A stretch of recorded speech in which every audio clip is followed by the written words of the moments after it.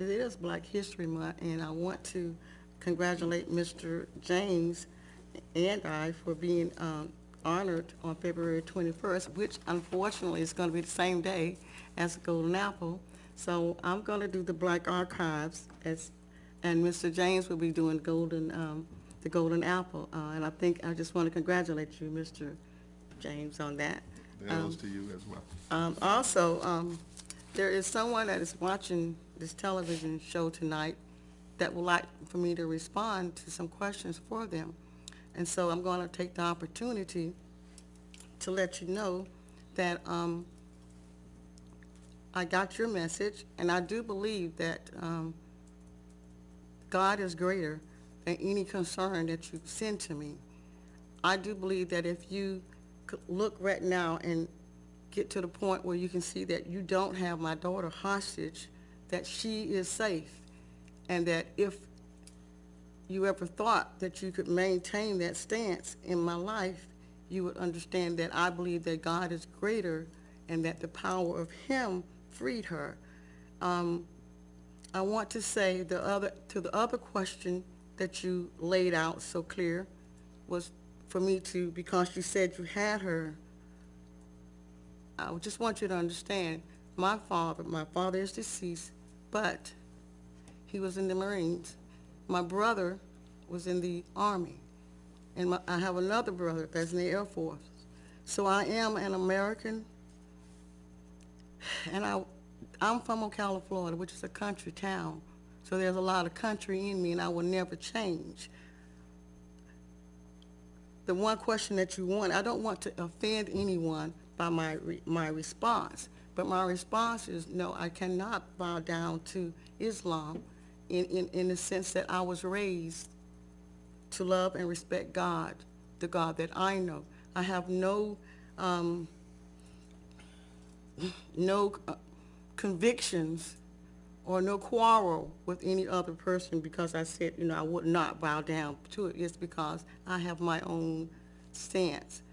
I want to thank those people who you probably will get your message that helped free my daughter, and to use this arena as a way to communicate, I don't find it to be anything pleasant, but I will talk through it.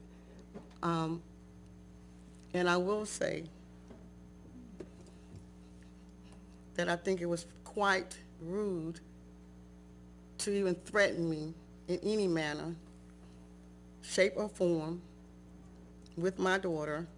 And I will say that I will take the stance again. No, I just will pray. And I do believe that God will come through in anything. And He has shown me that He can, and He did. And I will say to you, you understand that I did meet with Ahmed, and just like Ahmed understood, I will walk away from any conversation that is deadly to, or not say not deadly, that is confrontational or that has some hatred in it. So